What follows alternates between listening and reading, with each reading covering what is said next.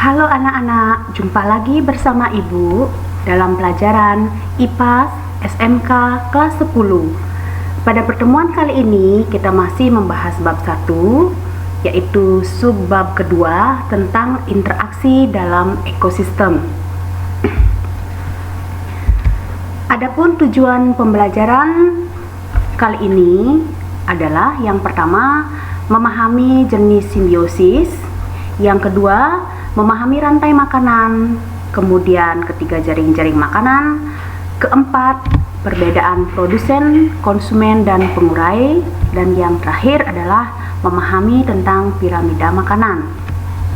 Baiklah anak-anak, kita mulai yang pertama, yaitu tentang simbiosis. Apa sih pengertian daripada simbiosis? Simbiosis artinya hubungan antara dua makhluk hidup atau organisme yang berbeda jenis, di mana simbiosis ini dibagi menjadi 3, yaitu mutualisme, komensalisme, dan parasitisme. Untuk mutualisme itu artinya hubungan antara dua organisme yang berbeda jenis dan saling menguntungkan atau sama-sama bermutu. Contohnya bunga dengan lebah. Sedangkan yang kedua, simbiosis komensalisme, hubungan antara dua organisme yang berbeda jenis, yang satu untung dan yang lainnya tidak dirugikan. Apa contohnya? Ini anggrek dengan tumbuhan yang ditumpanginya. Sedangkan kalau parasitisme, parasit, hubungan antara dua organisme yang berbeda jenis, yang satunya untung, sedangkan yang lainnya rugi. Nah, contohnya benalu dengan inangnya. Ibu berikan ilustrasi 3 gambar ya. Yang pertama ini contoh dari simbiosis mutualisme. Tadi ada lebah dengan bunga, kemudian ada kupu-kupu dengan bunga, ada burung jalak dengan kerbau. Kemudian, nah ini simbiosis komensalisme, anggrek dengan tanaman, kemudian pohon sirih dengan tumbuhan yang ditumpangi, serta ikan remora pada ikan paus. Yang ketiga adalah gambar contoh simbiosis parasitisme, ini nyamuk, ini ada pohon yang merambat yang merusakkan tanaman inangnya, sama ulat bulu yang memakan daun. Kemudian nyamuk nanti memakan darah pada manusia.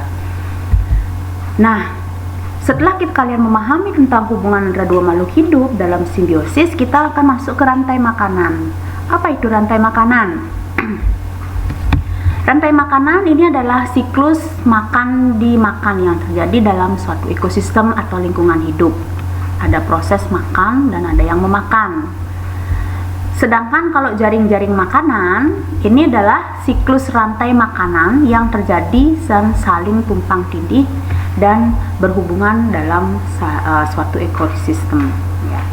Jadi kalau rantai, namanya rantai, ada ujungnya, ada pangkalnya. Itu hanya satu alur, satu jalur, ada yang makan, ada yang dimakan. Tetapi kalau jaring-jaring makanan itu ibaratnya gabungan dari beberapa rantai makanan, tetapi saling berhubungan antara satu yang lainnya. Tingkatan-tingkatan yang ada dalam suatu organisme, baik pada rantai makanan maupun jaring-jaring makanan, itu ada 3. Pertemuan kemarin sudah Ibu jelaskan sekilas yang tentang 3 hal ini, Ibu akan pertajam lagi karena kita membahas tentang rantai makanan, yaitu ada organisme, ada produsen, ada konsumen, ada pengurai, decomposer. Apa itu artinya?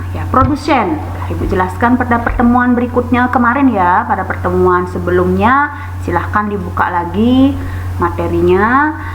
Produsen itu adalah makhluk hidup yang menghasilkan atau mensintesa makanan sendiri. Berarti dia bisa melakukan proses fotosintesis dan memiliki klorofil. Contohnya adalah tumbuhan hijau. Ini juga termasuk di makhluk hidup autotrof. Lihat materi pada pertemuan kemarin, dibuka-buka lagi. Sedangkan kalau konsumen adalah organisme yang tidak mampu mensintesa makanan sendiri, dia hanya mengkonsumsi makanan yang sudah jadi, yang berasal dari tumbuhan. Ini termasuk heterotrof. Siapa itu? Contohnya hewan dan manusia. Sedangkan kalau pengurai atau decomposer, ini adalah kelompok organisme heterotrof ya, sama dengan konsumen, dia termasuk juga heterotrof, mampu menguraikan.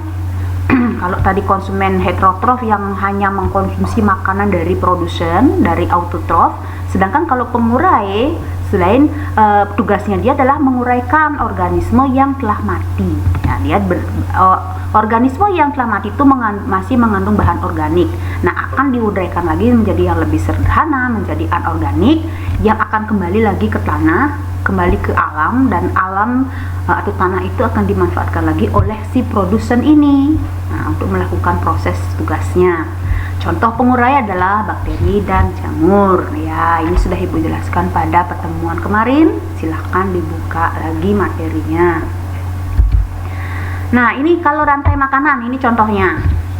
Hanya satu rantai atau satu jalur. Mulai dari, ya yang namanya rantai ini saling berhubungan ya, tidak bisa dilepas.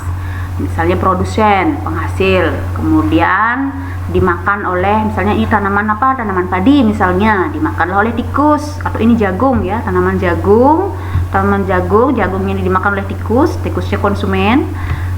Kemudian tikus ini dimakan oleh kucing, ya kucing ini juga konsumen. Dan kucing mati, ataupun dia bisa produsen mati, ataupun konsumen tikus ini mati, juga diuraikan oleh makhluk itu. Itu seterusnya akan terjadi. Pengurai ini setelah menjadi anorganik kembali ke alam akan dimanfaatkan lagi oleh produsen unsur-unsur hara yang terkandung di dalamnya. Nah, sedangkan kalau jaring-jaring makanan ini gabungan dari beberapa rantai makanan. Kalau rantai makanan satu alur, sedangkan jaring makanan ini beberapa alur, beberapa jaring rantai. Ada satu dengan lainnya berhubungan gitu ya. Kita lihat di sini ya, ada fitoplankton. Kemudian kita ambil misalnya sini ya, fitoplankton ke capung, dragonfly. Kemudian ada salamander. Kemudian salamander di dimakan oleh elang. Kemudian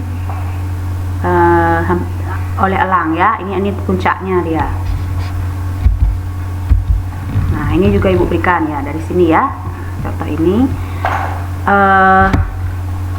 Kita lihat dari ini tanaman, tumbuhan, kemudian atau misalnya ini tumbuhan, ini juga kita berangkat dari sini misalnya. Nah, kita ambil satu aja rantai makanan.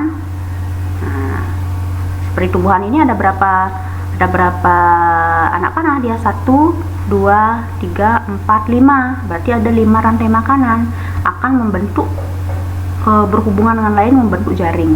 Misalnya kita ambil ini tumbuhan, ini dimakan oleh binatang ini, grouse.